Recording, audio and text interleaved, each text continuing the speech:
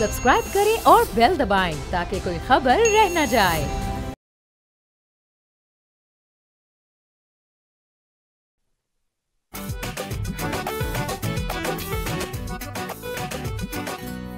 अस्सलाम वालेकुम, बोलो जनाब। मैं बहुत बहुत खुश आमदीद। मैं हूं असद निज़ामी, मेरे साथ हैं अली आफ्ताब। सर क्या हाल है? सर हाल अच्छे हैं। बहुत आज ज़ोरों शोर से बारिश और तूफ़ान हुआ है। अल्लाह करे कि सब खैरियत से रहे हों। बिल्कुल सर, सब खैरियत से रहें। बाकी केपी और नॉर्दर्न इलाकों में एक मज़ीद वार्निंग जो है आज के दिन इशू हुई है और रेजिडेंट्स को सेफ्टी के लिए कुछ हिदायत दी गई हैं। अब वहाँ पे सूरत जो है वो मज़ीद बिगड़ती जा रही है। इसी के अंदर साथ साथ मैंने एक अली मीन नंदापुर साहब का बयान सुना, वो ख़ुद तो इस्लामाबाद में और अब शायद पहुँच गए हूँ, लेकिन ये मैं कल रात की बात कर रहा हूँ। तो उन्होंने फरमाया, उनसे किसी रिपोर्टर ने पूछा वहाँ पे क्या हो रहा है, तो उन्होंने कहा मेरी टीमें जो हैं वहाँ मौजूद हैं, इसका सिस्टम हमने बनाया है और सब कुछ हम ठीक कर रहे हैं। वो तो खैर हमारे पास इन्फॉर्मेशन है कि सब कुछ ठीक नहीं है। उन्होंने एक थोड़ा इंसेंसिटिव सा बयान दे दिया। उन्होंने बीच में कहा कि आप क्या चाह रहे हैं कि मैं तंबू लेके खुद पहुँच जाऊँ वहाँ पर। तो ये तो उन्होंने तस्लीम कर लिया कि वहाँ पे तंबू तक बात पहुँच गई है, नंबर वन। और दूसरा, इस किस्म की सर्कमस्टांसेस में थोड़ा सा आपको अपना ना इज़ारे हमदर्दी जो है वो मंजर आम पे आपने लानी होती है, ना कि आप अपना जो स्टाइल है ऑफ गुफ्तगू, उनका स्टाइल ज़रा है इस किस्म का, ज़रा कैजुअल और ज़रा क्रैस। तो ये मुझे लगा कि ज़रा बात थोड़ी सी इंसेंसिटिव थी। वहाँ पे लोग जो हैं, उन लोगों की जाने गई वहाँ पे, बच्चों की। यकीनन। और दूसरी एक और चीज़ ये है कि अगर चीफ मिनिस्टर ऐसी जगह पर खुद चला जाए तो it is very good optics. तो ये कोई ऐसी बात नहीं है कि चीफ मिनिस्टर क्या खुद ही चला जाए। हाँ चला जाए, इसमें ऐसी क्या बात है? हाँ बिल्कुल। बहरहाल इसको हम क्लोजली मॉनिटर करेंगे। होपफुली जो दीगर इदारे हैं NDMA के और जो हैं वो इसके अंदर वहाँ पे जो लोग उनको सपोर्ट करेंगे और बाकी एवरीबडी जहाँ पे इस किस्म की मौसमी सूरत हाल ख़राब होती जा रही है अपना ख्याल रखें। तो सर शुरू करते हैं। सर आज हम अपनी स्टोरी से, सर मेन स्टोरी जो आज हमारे पास है वो अमेरिका से आती है। आपको पता है जहाँ अमेरिका के साथ हमारी एक न्यू फाउंड जो रिलेशनशिप है, जिसके अंदर एक रेलेवेंस आ गई है पाकिस्तान को, जो पहले माजी की जो पिछली हुकूमत थी उसके अंदर हमने नहीं देखी, बल्कि इसी हुकूमत के अंदर हमारा एक सेंटिमेंट जो था वो बड़ा चेंज सा था। ज़ाहिर है जंगी सूरत हाल जो क्रिएट हुई हिंदुस्तान के साथ उसके बाद से, और ईरान इसराइल के भी दौरान और उससे पहले और उसके बाद जो है अमेरिका के साथ ताल्लुकात जो हैं वो बेहतर होते हुए नज़र आ रहे हैं, जो चीज़ हमें बड़ी वेलकम्ड है और हमें बड़े खुश हैं हम इस चीज़ से कि हमारे ताल्लुकात फिर से बहाल होना शुरू हो गए। लेकिन उसके साथ साथ आपको पता है अमेरिका के अंदर एक इमिग्रेंट पॉलिसी जो है वो डोनाल्ड ट्रंप का एक बड़ा आगे का बड़ा टॉप का रनिंग पॉइंट था जब वो प्रेसिडेंट के लिए इलेक्शन लड़ रहे थे। और उसके बाद से उन्होंने उसको ना सिर्फ रोल बैक किया, मैं कहूँ उसको डबल डाउन किया उन्होंने। अमेरिका के अंदर बड़े ढेर सारे प्रोटेस्ट भी हुए हैं, जो इलीगली अमेरिका में लोग रिहाइश कर रहे हैं, उनको बाहर निकालने के लिए बहुत सारे इकदाम लिए गए हैं। और उसके साथ साथ कुछ लोगों को जो उनकी आइस है, जो उनको रोकती है, जो उनकी फोर्स है, जो इनको पकड़ती है और इनको फिर रिपोर्ट करती है, और उसके खिलाफ बहुत प्रोटेस्ट हुए हैं काफ़ी स्टेट्स के अंदर। तो ये तो उनकी डोमेस्टिक चीज़ होगी। एक नया जो चीज़ इशू की है, जो उनकी दीगर एम्बेसी हैं पाकिस्तान, हिंदुस्तान और भी ममालिक में, उन्होंने जो चीज़ कही है वो बताता चलूँ कि ये उन लोगों के लिए जो कि नॉन इमिग्रेंट वीज़ा अप्लाई कर रहे हैं, जिसकी तीन कैटेगरीज होती हैं, F, M और J। तो उसके अंदर उन्होंने कहा है कि आपकी जो सोशल मीडिया अकाउंट्स हैं, अगर आपने अप्लाई करने जा रहे हैं या अप्लाई कर दिए, तो उसके बाद आपने अपनी तमाम सोशल मीडिया फीड्स जो हैं उनको आपने पब्लिक कर देना है। उसकी वजह यह है कि हमें पहले भी हमने सुना था कि जो भी शख्स अमेरिका आना चाह रहा है कि उसकी सोशल मीडिया स्क्रूटनी जो है वो होगी।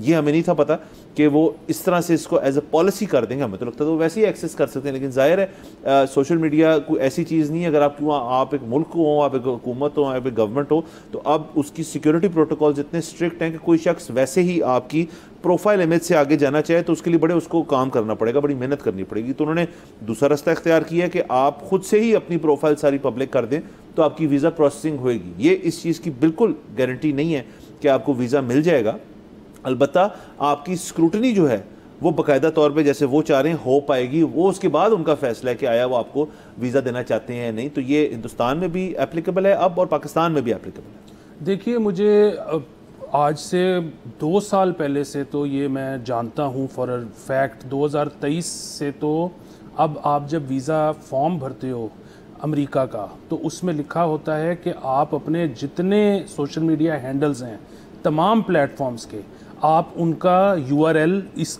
फॉर्म के अंदर दर्ज करें। अच्छा, अगर वो 2023 से पहले कब शुरू हुआ था मुझे इल्म नहीं, 2023 से है। अब अगर आप वहाँ पे अपना भर रहे हैं URL, लेकिन जब वो उसको एक्सेस करते हैं तो वो एक पब्लिक प्रोफाइल नहीं है, वो एक प्राइवेट प्रोफाइल है। तो जिस तरह से आपने फरमाया कि उनके पास ज़ाहिर है ऐसे ज़राए होंगे, उनके साथ तो शायद मेटा और ट्विटर वगैरह जो है वो वैसे ही इंफॉर्मेशन शेयरिंग कर देते हों, लेकिन उनको तो एक ये खौफ पैदा हो गया ना कि इस बंदे ने अपना प्रोफाइल प्राइवेट रखा क्यों है इन द फर्स्ट प्लेस। क्या कभी इसने कोई ऐसी ट्वीट्स पोस्ट्स की हुई हैं जो काबिल एतराज़ हो सकती हैं। सो बुनियादी बात यह है कि मेरा तो ज़ाती तौर पे ख्याल ये है कि अब अपना जो आपका सोशल मीडिया प्रोफाइल है उसको प्राइवेट रखना वैसे ही ख़तरनाक बात है। मुझे तो बल्कि एक हमारे दोस्त हैं जिनका ताल्लुक़ फ़ॉरेन ऑफिस से रहा है, उन्होंने मुझे एक दफ़ा कहा था कि आपको कभी भी अपनी जो लोकेशन है उसको बंद नहीं करना चाहिए, हमेशा उसको ऑन रखना चाहिए, क्योंकि आप जब बड़े मुल्कों के वीज़ाज़ अप्लाई करते हो तो वो आपका जब प्रोफाइल खोलते हैं तो उनके पास इस तरह लाइंस बनी हुई आ जाती हैं, और अगर वो लाइंस कहीं पे बीच में मिसिंग हों तो उनको ये एकदम से उनके लाशऊरी तौर पर ये चीज़ आती है कि ये शख्स अपनी लोकेशंस कई जगह पर ऑफ क्यों कर देता है। सो अब देखें, पाकिस्तान इंडिया दोनों, इंडिया की तो तकरीबन 130 बिलियन डॉलर से ऊपर की रेमिटेंस है, पाकिस्तान की रेमिटेंस कम है, लेकिन रेमिटेंस इन दोनों मुल्कों की रीढ़ की हड्डी है। आज अगर रेमिटेंस इंडिया की कम हो जाए वो सर्वाइव नहीं कर सकता, पाकिस्तान की कम हो जाए वो सर्वाइव नहीं कर सकता। हमारे तो जो चीफ ऑफ आर्मी स्टाफ हैं उन्होंने अभी ये कहा है कि यहाँ से अगर काबिल लोग चले जाते हैं तो वो ब्रेन ड्रेन नहीं है, वो ब्रेन गेन है।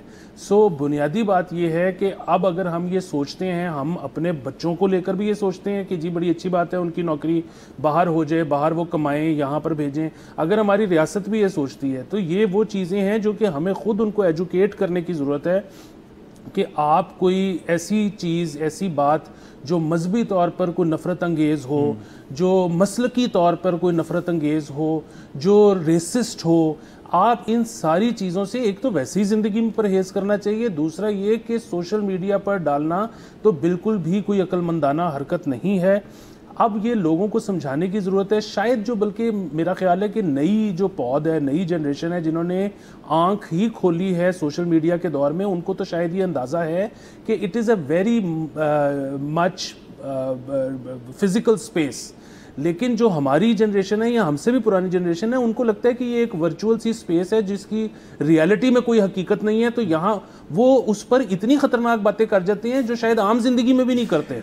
सर बिल्कुल ऐसे ही है। देखिए मैं तो इस खबर से अगेन, देखिए उनकी मुल्क की पॉलिसी है, इस पर ना को बंदा ज़्यादा खुश हो सकता है ना ज़्यादा नाराज़ हो सकता है, ये तो उनकी पॉलिसी आपको एडहियर करनी पड़ेगी अगर आपने वहाँ ट्रैवल करना है, या तो ना करें। मैं तो सर इस चीज़ से कहता हूँ कि मैं तो बड़ा एक पैसिव किस्म का यूज़र हूँ सोशल मीडिया का, और मेरा कुछ उस तरह से मैंने नहीं रखा हुआ प्राइवेट, लेकिन मैं पोस्टिंग भी बहुत कम करता हूँ। कुछ लोग जैसे आपने जिक्र किया जो पैदा ही इस चीज़ में, वो तो हर 10 मिनट बाद कुछ पोस्ट कर रहे होते हैं, लाइक कर रहे होते हैं, कॉमेंट कर रहे होते हैं, उनका तो वे ऑफ लाइफ है, उनके लिए तो एक बड़ी नॉर्मल सी चीज़ है करना। लोग अपनी प्रोफाइल जो है जो प्राइवेट नहीं रखते, उसको सॉरी पब्लिक नहीं रखते और उसको प्राइवेट कर लेते हैं, उसकी दो ही वजूहत हो सकती हैं। एक तो ये हो सकती है कि जो हमारे टाइप के यूज़र के, हम तो देखें ना, हम तो जब पैदा हुए उसके बाद हमें कहीं मिला सोशल मीडिया, और वो भी तब सोशल मीडिया भी एक जवान सी चीज़ थी जिसको खुद नहीं पता था वो क्या है। अब तो सोशल मीडिया को पता है वो है क्या और उसका इन्फ्लुएंस क्या है। तो एक ज़माने में सर जब कॉलेज के दिनों में या तालिब इल्मी के दिनों में लोगों ने कुछ किस्म की चीज़ें जो है वो पोस्ट की होंगी, जो उतारना वो भूल गए होंगे, और उनको जब रियलाइज़ होता है कि यार ये वो चीज़ भी पड़ी है इसके ऊपर, तो जो मैं पीछे डिग थ्रू करूँ, अपनी तमाम फिल्टर करूँ उनको, इससे बेहतर मैं प्रोफाइल ही अपनी जो है उसको मैं प्राइवेट कर लेता हूँ ताकि सब लोग एक्सेस ही ना कर सके। एक तो ये वजह हो सकती है। दूसरा, आजकल ये एक ट्रेंड है जो मैंने देखा है ख़ास तौर पे फेसबुक पे, कि लोग जो अपनी प्रोफाइल लॉक कर लेते हैं, और वो इस वजह से नहीं है कि उनके पास कोई बहुत चीज़ें करने को, वो वैसी एक चीज़ है कि देखिए मैं इस किस्म का शख्स हूँ जो अपनी सोशल मीडिया जो है वो बड़े अपने मखसूस लोगों के साथ शेयर करना चाहता हूँ, मैं तमाम आवाम के साथ नहीं शेयर करना चाहता, जिसकी बात की समझ आती है। लेकिन आपकी बात वो बिल्कुल ठीक है कि ये तासुर फिर क्रिएट होता है कि आप इस किस्म की चीज़ें पोस्ट की हुई हैं या करने लगे हैं या करेंगे जो प्रॉब्लमेटिक हो सकती हैं आपके लिए, या एक मुल्क की सेंसिबिलिटी जो है वो उनके लिए प्रॉब्लमेटिक हो सकती है। तो इस चीज़ के अंदर आपको बिल्कुल अब अगर आप सोशल मीडिया पे हैं तो आपको उसको पब्लिक ही रखें, और उसके अंदर फिर आप बड़ा उसको क्यूरेट करें। जो पब्लिक प्रोफाइल होती है सर, उसके ऊपर सबसे बेसिक बात ये होती है कि वो शख्स जो है वो पर ज़्यादा रीच है उसकी, वो शख्स जो है ज़्यादा लोगों तक पहुँच सकता है। अगर तो आपने सिर्फ अपने सर्कल में रहना है और लोगों से बात करनी है तो उसके लिए व्हाट्सएप बना हुआ है। सोशल मीडिया की सर ये जो शाखें हैं ना, ये मज़ीद क्लैरिफाई होना शुरू हो जाएंगी आने वाले दिनों में। मैं आपको एक बात बताऊं कि आप अमेरिका की बात कर रहे हैं, ऐसी कोई शायद हर इंस्टीट्यूशन में, ऑर्गेनाइजेशन में अभी तक सबने फॉर्म पे तो नहीं आपसे लिखवाना शुरू किया, बट ऑल बिग कॉरपोरेशंस, यहाँ पर मल्टीनेशनल्स, आप जहाँ पर नौकरी करते हैं वो भी वक्तन फ़वक्तन आपके जो सोशल्स हैं उसको चेक करते हैं। दूसरी चीज़ ये कि अगर वो चेक ना भी करें, अगर उनको इस किस्म की कोई शिकायत मिले दस्तावेजी सबूत के साथ, कोई स्क्रीनशॉट के साथ कि आपने कोई प्रॉब्लमेटिक बात की है, तो वो आपके करियर में एक बहुत बड़ी हिंड्रेंस बन सकता है। सो अगेन, अब जो सोशल मीडिया ना, इसको समझें कि ये एक बहुत रियल चीज़ है। दूसरा, मुझे समझ में आती है आपकी वो वाली बात कि कुछ लोग इसलिए लॉक्ड रखते हैं, वो नहीं चाहते कि उनके पेरेंट्स फ्रेंड बन सकें, देख सकें कि वो क्या पोस्ट कर रहे हैं। वो अपने सिबलिंग्स को आउट रखना चाहते हैं, वो अपने रिश्तेदारों को आउट रखना चाहते हैं, मखसूस ग्रुप से बात करना चाहते हैं। लेकिन बुनियादी बात यह है कि अब social media is also your CV। अब इसके बगैर गुजारा भी नहीं है। अब आप जो भी काम करते हैं, ऐसे नहीं है कि जी हम अगर कोई TV शो करते हैं तो हमारी YouTube पे प्रेजेंस बड़ी ज़रूरी है, नहीं। अब आपको अंदाज़ा है कि एक बंदा अगर गाड़ियों के AC ठीक करता है, उसके पास भी YouTube पेज ज़रूर होना चाहिए, उसके पास भी Facebook पेज ज़रूर होना चाहिए, क्योंकि वो उसकी CV है। उसको जब तक लोग काम करते हुए देखेंगे नहीं, उसके पास मज़ीद काम नहीं आएगा। वर्ड ऑफ माउथ का दौर चला गया हुआ है। अब लोग सर्च करते हैं, देखते हैं और फिर आपके पास काम लेके आते हैं। सर, इसकी बेसिक मिसाल मैं आपको बताता हूँ। हमारे एक जानने वाले हैं, उन्होंने AC परचेज करना था ये गर्मी का जो मौसम शुरू होने से पहले, तो मुझसे उन्होंने मशवरा किया। पता नहीं सब मुझसे क्यों मशवरा करते हैं चीज़ों में, पर उन्होंने मशवरा किया। मैंने कहा यार ये बड़ी आसान सी चीज़ है कि आप मार्केट का सर्वे कर लें, क्योंकि सर मैं बुढ़ा हूँ कि आप मार्केट जाएँ पैदल और वहाँ पे फ़लानी शॉप पे जाएँ, फ़लानी शॉप पे जाएँ, उससे पूछें, फिर रेट देखें दोनों के, फिर एक डिसीजन क्रिएट करें आपको क्या चीज़ चाहिए। बिल्कुल मैंने उनको सारी स्पील अपनी दे दी, लेकिन उसके बाद उन्होंने AC प्रोक्योर कर ली। तो मैंने कहा किस दुकान से ली? मैंने कहते मैं तो कहीं गया ही नहीं। मैंने इंस्टा, यूट्यूब और फेसबुक पे बैठ के देख लिया कि रिव्यूज़ क्या हैं, और मैंने उसके बाद इनके फेसबुक पेजेस पे जाके और इनके व्हाट्सएप नंबर्स के ऊपर मैसेजेस करना शुरू कर दिए। मुझे रेट्स मिल गए। मैंने उनको कहा जी मुझे ये मिल रहा है। एक बंदे ने उसमें से 5,000 रुपये वैसे ही काट दिए मुझे। उसके बाद मुझे व्हाट्सएप पे डिलीवरी वाले का फ़ोन आया, वो आके मेरे डिलीवर हो गया। फिर एक टीम जो है वो उसी दुकान वाले ने भेज दी जिसकी 1 ईयर सर्विस भी है, वो भी आ गए। सो आप समझ रहे हैं, उस शख्स ने अपने घर से निकले बगैर AC लगवाया है। अब देखिए AC तो कोई अब we take it for granted, but आपको सर याद है एक ज़माने में अगर AC लग रहा हो ना किसी घर में तो दोस्त यार भी पहुंचते थे, यार उसके घर में नया स्प्लिट आया है। तो ये अब देखिए सोशल मीडिया की वजह से ही है ना, वरना ये एसेट्स ना होती, ये चीज़ें ना होती, रिसोर्सेज ना होते तो आप वही पैदल फिर रहे होते। सर मेरी गाड़ी ख़राब हुई और मैंने YouTube पर देखा कि क्या मसला है और मुझे पता लग गया। मैं उसके बाद अपने वर्कशॉप गया, वर्कशॉप वाले ने कहा मैं पहले ये चेक करूंगा, वो चेक करूंगा, वो चेक करूंगा। मैंने कहा तुमने कुछ चेक नहीं करना, सिर्फ ये वाला पुर्जा नया डाल दो। उसने मेरे साथ काफ़ी बहस की। मैंने कहा कि मैं किसी और के पास चला जाऊंगा। उसने सिर्फ वो वाला पुर्जा डाला, गाड़ी बिल्कुल ठीक हो गई। उसने कहा सर आपको कैसे पता था? मैंने कहा कि मैं YouTube की वीडियो देख के आया हूँ। सो अब बुनियादी तौर पर आप अगर अपना प्रोफाइल पब्लिक नहीं रख रहे तो आप अपने साथ ज़्यादती कर रहे हैं। और दूसरी चीज़ ये कि अब अगर दूसरे ममालिक आपसे चाहते हैं कि आप कंप्लाई करें तो अब बात मेरे ख्याल में ख़त्म हो गई है। अब आपको ये करना ही पड़ेगा। बिल्कुल सर, ये करना पड़ेगा। और अगेन ये तो अमेरिका जो है वहाँ पे तो उनको पता है कि बहुत सारे लोग जाना चाहते हैं वहाँ पे, छुट्टी हो जाए, उसके अलावा काम काज हो जाए, बहुत पढ़ने के लिए स्टूडेंट्स जो हैं उनको जाते हैं। ये वही सीज़न है जब स्टूडेंट्स जो हैं अब अपने अप्लाई करना शुरू कर देंगे और जाना शुरू कर देंगे। तो अगेन ये उन्होंने एक चीज़ की है, इसको अब आपने अमल करना है इसके ऊपर। अगर आपने वहाँ जाना है, वैसे आप कहते हैं जी मैं अपना नहीं करना चाहता इस किस्म की चीज़, अमेरिका मैं नहीं जाना चाहता, फाइन, आप कहीं और चले जाएं सर। अच्छा, इसके साथ साथ मैं ऐड करता जाऊँ सर, पाकिस्तान जो है आपको पता है पासपोर्ट रेटिंग होती है, तो उसमें पाकिस्तान आई थिंक 103rd या 104th नंबर था, तो अब हम 100 पे आ गए। तो ये भी एक अच्छी चीज़ है, रेटिंग बेहतर हो रही है। और 32 ऐसे मुल्क हैं जहाँ पे पाकिस्तान जो है वीज़ा फ्री जा सकता है, तो उनकी एंट्री है। तो ये चीज़ें अच्छी हैं। देखें, ये हमने हमेशा से यही चीज़ कही है कि पासपोर्ट की स्ट्रेंथ जो है वो इस चीज़ से नहीं होती कि आपका ये फलानी इंडस्ट्री कैसी चल रही है, आपका फलाना ये कि आपका टूरिज़्म कैसा है।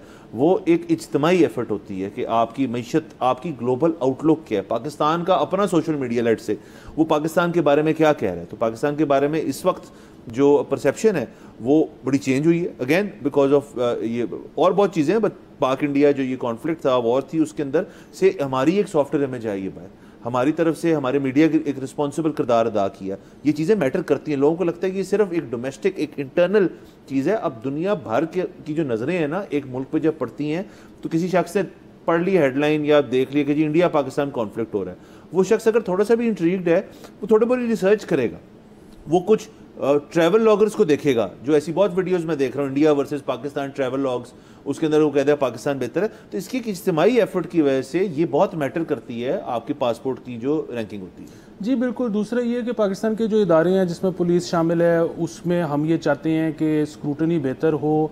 अगर कोई अभी भी आज भी के दिन में भी कोई बंदा गलत पुलिस रिपोर्ट बनवा सकता है तो इस पर फौरी तौर पर पाबंदी लगनी चाहिए। इसी तरह हम, हालांकि जिस तरह के ये पीका वगैरह के कानून आते हैं हम उनके ख़िलाफ़ हैं, लेकिन अगर कोई फेक प्रोफाइल्स को पकड़ता है FIA तो हम उसके साथ हैं। उसकी वजह क्या है? उसकी वजह ये है कि ऐसे तमाम लोग जो कि फ़ेक प्रोफाइल्स बनाते हैं, जिनकी कोई पुलिस रिपोर्ट है लेकिन वो उसको क्लियर करवा लेते हैं, ये सारे लोग बाहर जाकर पाकिस्तान के लिए शर्मिंदगी का बाइस बन सकते हैं। जितने लोग पाकिस्तान से बाहर जाएंगे और शर्मिंदगी का बाइस बनेंगे, उतने पाकिस्तान के पासपोर्ट की क्रेडिट रेटिंग नीचे आएगी।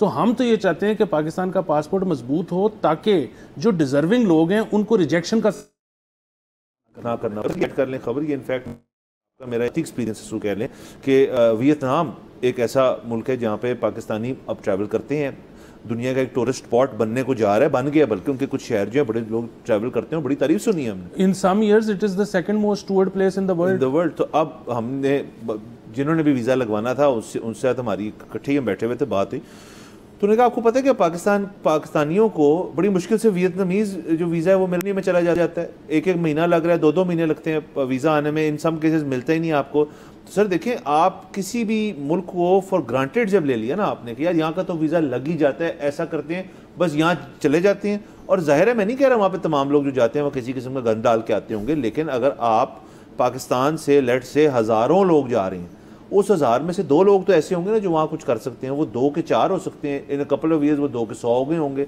जो वहाँ जाके कोई गलत चीज़ कर दी उन्होंने। उसके बाद वीज़ा रिस्ट्रिक्शन जो है कोई पैसे आते हुए मना नहीं करता, वो करते हैं मना सिर्फ कि जी यार इनको वीज़ा दिया तो शायद माहौल हमारा ख़राब हो रहा है, तो वो मज़ीद स्क्रूटनी उसकी चल रही है। तो ये कोई अच्छी बात तो नहीं है, बिल्कुल अच्छी बात नहीं है और हमें बहुत सख्त ज़रूरत है। देखें, हम प्राइड इस चीज़ पे लेते हैं कि Pakistan is a young economy. Pakistan के जो 65% आबादी है वो 35 साल से उम्र से कम है। और पाकिस्तान का हमें ये भी पता है कि हम इतने ज़्यादा बच्चों को रोज़गार नहीं दे सकते। अब इतने बड़ा जो ह्यूमन रिसोर्स है उसको हमने कहीं ना कहीं बाहर खपाना है, और बाहर वालों को भी ज़रूरत है। ऐसे नहीं है कि वो हम पे कोई एहसान कर रहे हैं, बाहर क्योंकि आबादी बढ़ नहीं रही, कम हो रही है, तो उनको एक्चुअली यंग ब्लड चाहिए जो आके वहाँ पर काम करे। अब सिर्फ वो जो कुछ गंदे अंडे हैं जिनकी वजह से डिज़र्विंग बच्चे नहीं जा पाते, नहीं काम कर पाते, नहीं पाकिस्तान का नाम रोशन कर पाते, उन पर कर्ब करना, उनको रोकना, मेरे ख्याल में बाहर के मुल्कों से ज़्यादा ये पाकिस्तान की अपनी रिस्पॉन्सिबिलिटी। बिल्कुल सर, अपनी रिस्पॉन्सिबिलिटी है। बहरहाल जो शख्स अमेरिका जाना चाह रहे हैं वो इस चीज़ को थोड़ा एडियर करें। पासपोर्ट खैर से स्ट्रॉन्ग हो रहा है, आगे दिनों में इंशाल्लाह मज़ीद स्ट्रॉन्ग हो। यहाँ पे जाना है हमने एक ब्रेक के ऊपर, अच्छी का ब्रेक।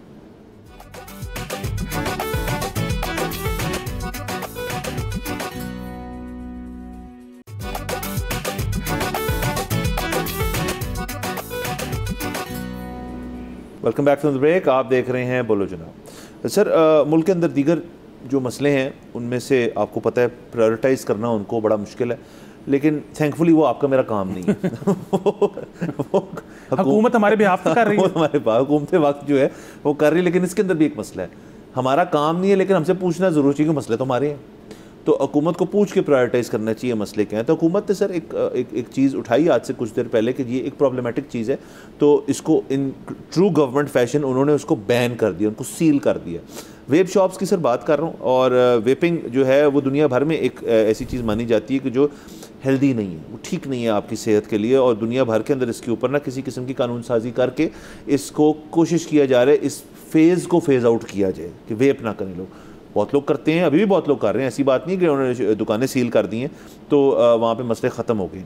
अलबत्ता ये चूँकि मामला हाई कोर्ट तक गया, ज़ाहिर है अब आपने दुकानें सील कर दी, लोगों के कारोबार हैं, लोगों के ढेर सारे पैसे लगे हुए इसके अंदर, तो वो उस चीज़ को गंवाएंगे तो कभी भी नहीं, वो उसके खिलाफ कोई ना कोई लड़ाई लड़ेंगे अपने। और ये भी नहीं कहा जा सकता कि ये लोग जो हैं ये कोई पावर नहीं रखते, इख्तियार नहीं रखते, करोड़ों रुपए की इन्होंने इन्वेस्टमेंट की हुई है और ये जब मिल जाए तो ये कई करोड़ों की इन्वेस्टमेंट वाले लोग हैं।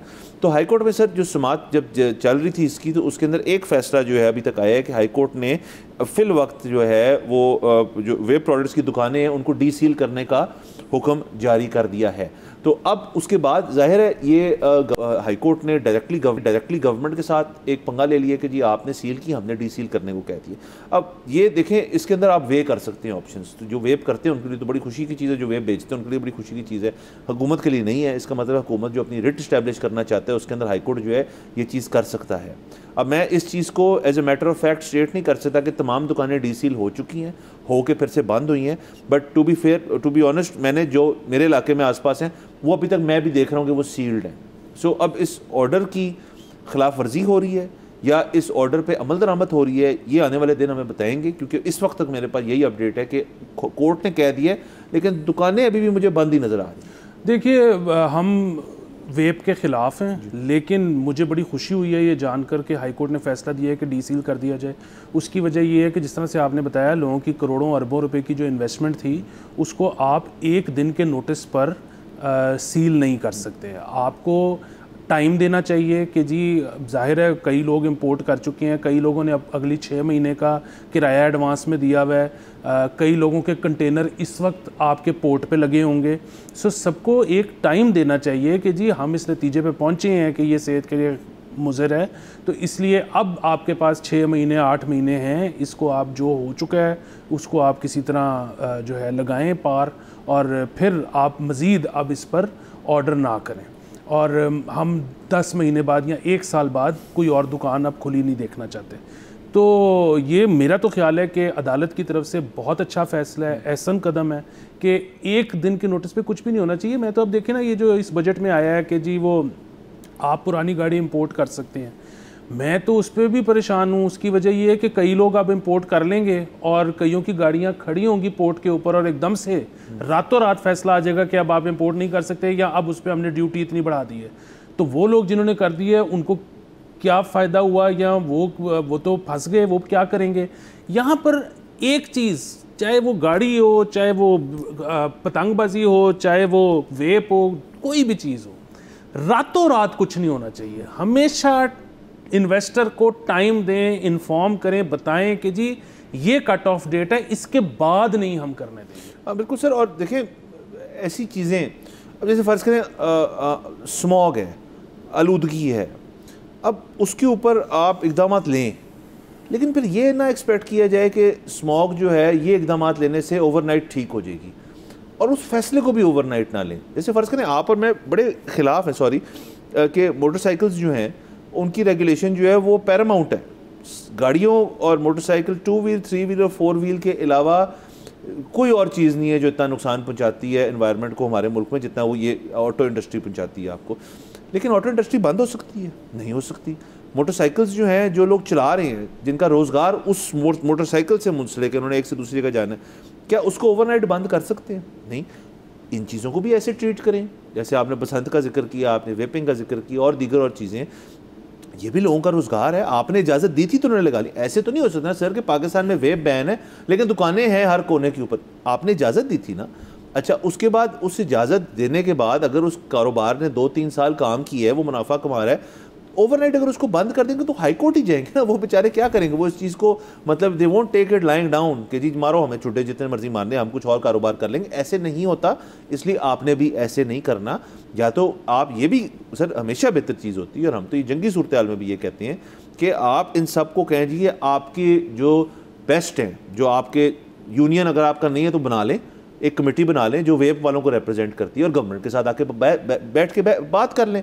गवर्नमेंट अपनी बातें बताएगी, आप अपनी बातें बताएंगे, एक मिडिल ग्राउंड रीच होएगा। जब वो मिडिल ग्राउंड रीच हो जाएगा तो शायद पता चले यार बंद करने की ज़रूरत नहीं है, रेगुलेट करने की ज़रूरत है। ये आप जब करते हैं ना तो आप अपने लिए एक रास्ता बंद कर रहे हैं, और वो रास्ता फिर हाईकोर्ट की तरफ जाके खुल जाता है। तो ये प्रैक्टिस बड़ी गलत है। वैसे भी किसी चीज़ को बंद इसलिए नहीं करना चाहिए क्योंकि अगर आप रेगुलेट करेंगे तो आप ये इंश्योर कर सकेंगे कि सिर्फ मयारी चीज़ मिल रही है। अगर आप बंद कर देंगे तो वो ब्लैक में जाएगी, जब चीज़ ब्लैक में जाएगी तो काउंटरफीट भी मिलेगी। तो इसलिए आप बजाय कि बच्चे जहर पिएं, कम से कम इंश्योर करें कि है तो सेहत के लिए ख़राब लेकिन बाकायदा इम्पोर्टेड चीज़ है, बाकायदा एक्सपायरी डेट के साथ चीज़ है, बाकायदा कोई FDA के टेस्ट्स हैं जो उसने अप्रूव किए हुए हैं, वो चीज़ है। वरना अगेन ड्रग्स भी कौन सी है जो यहाँ पे अवेलेबल नहीं है। सो रेगुलेशन इज़ की। और सर देख लें आप, रेगुलेशन के अंदर भी आपको मसले मसाइल होंगे। टबैको की इंडस्ट्री से ज़्यादा रेगुलेटेड कौन सी इंडस्ट्री है?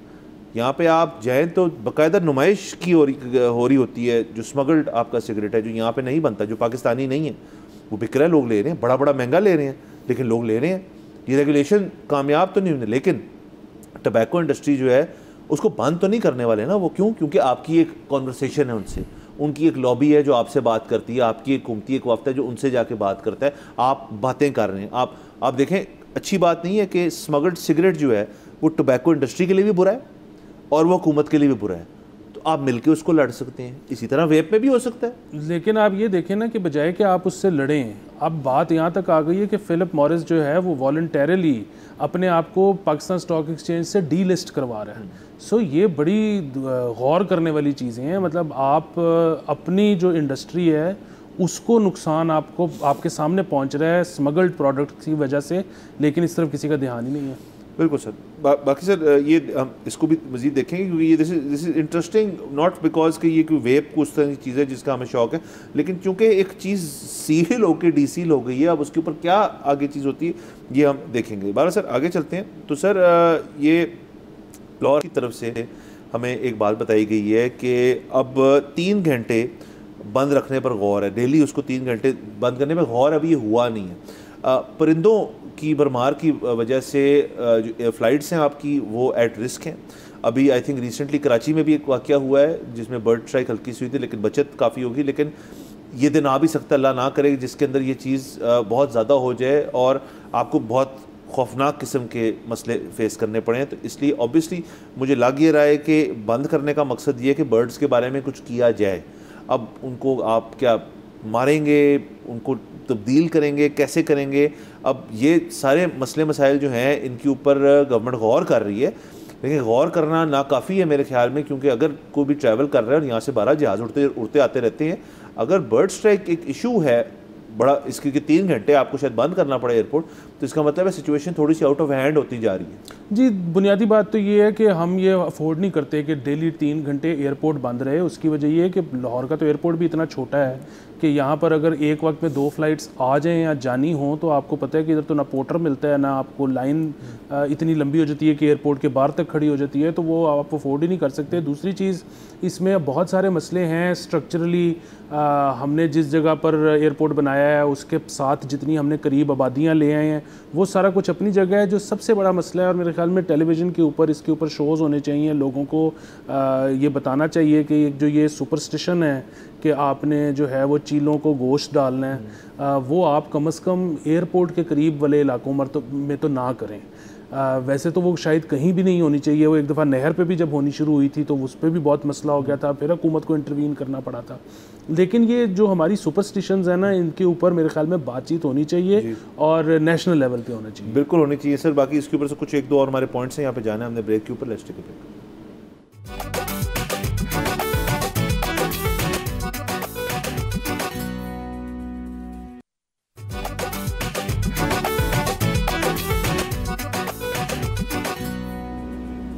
Welcome back from the break. आप देख रहे हैं बोलो जनाब। सर ब्रेक से पहले डिस्कस कर रहे थे कि लाहौर एयरपोर्ट को बंद करने में 3 घंटे बंद करने के लिए पर गौर हो रहा है परिंदों की वजह से, क्योंकि वहाँ बर्ड स्ट्राइक्स का एक ख़तरा है।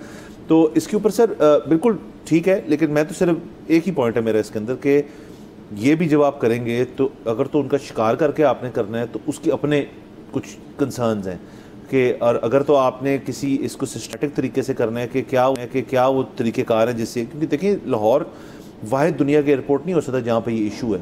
ये एक दुनिया में बहुत जगहों पे ये इशू हुआ होगा, उन्होंने किसी तरह इसको ओवरकम किया होगा। अब वो क्या तरीक़ेकार उन्होंने अपनाए हैं, आप उनको भी स्टडी करें और देखें कि इनको बर्ड्स को सेफली रिलोकेट कैसे किया जा सकता है, क्योंकि वो उनका एक इकोसिस्टम है।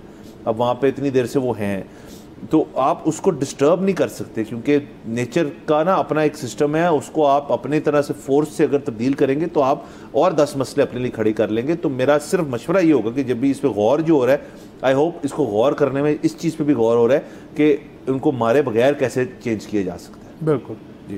तो सर बाकी आगे चलते हैं सर, एक और ख़बर हमारे पास है सर, सरदार जी 3 जो है वो लॉन्च होने को जा रही है, हो चुकी है सॉरी।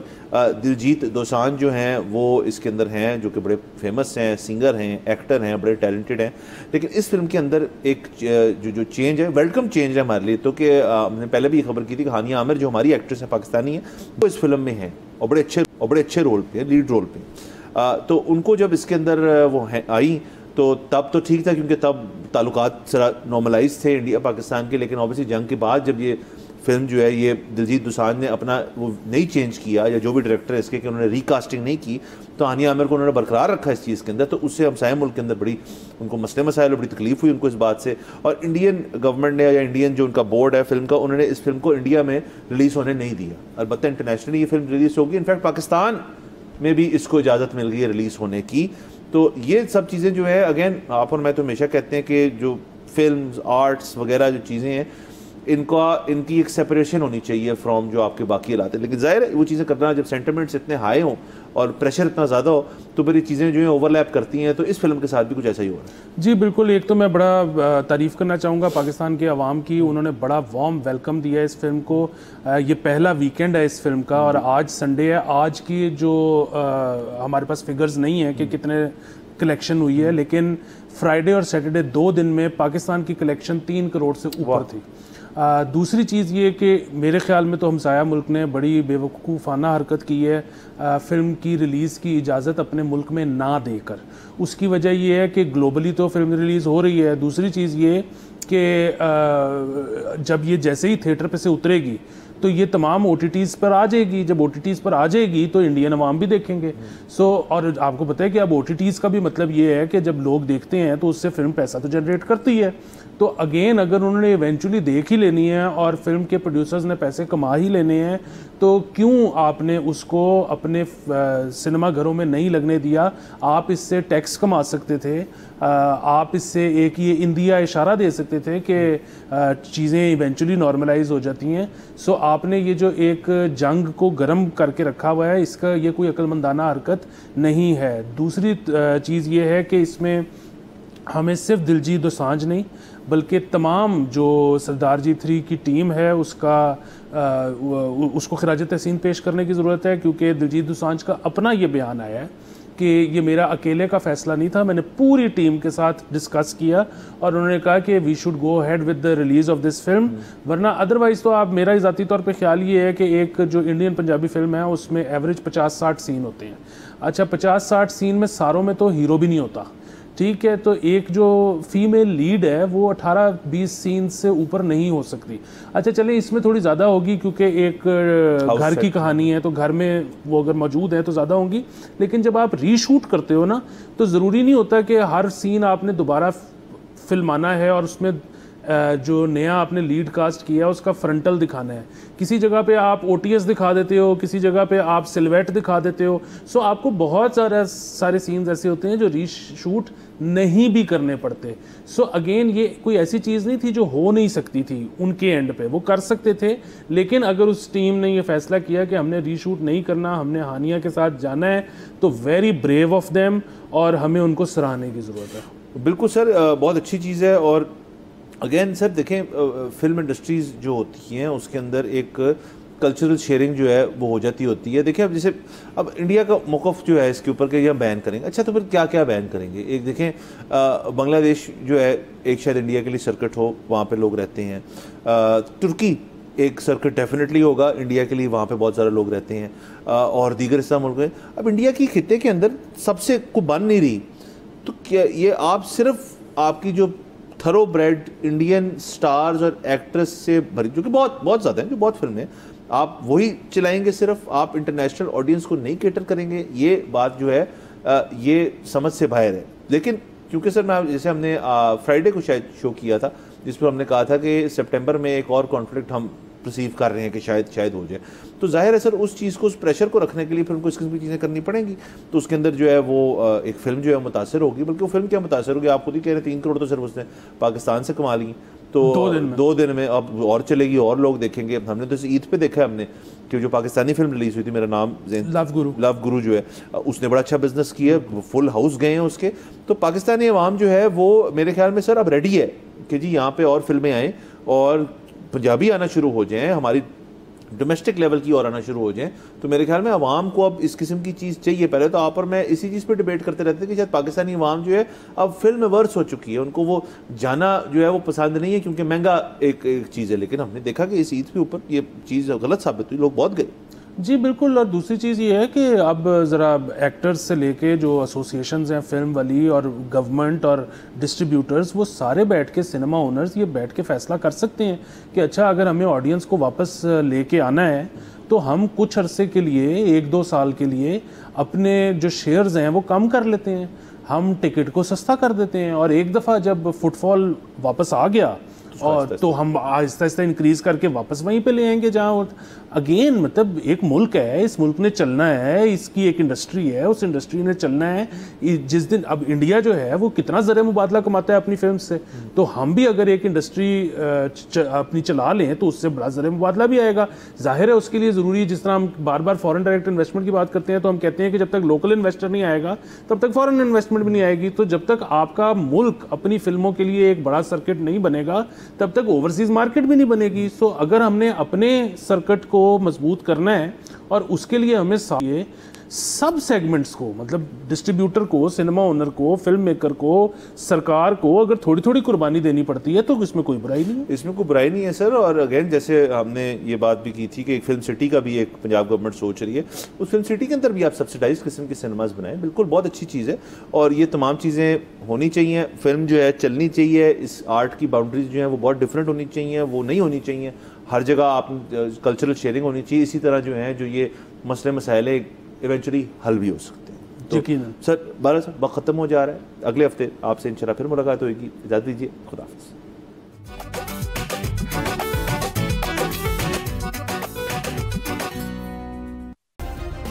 सब्सक्राइब करें और बेल दबाएं ताकि कोई खबर रह न जाए।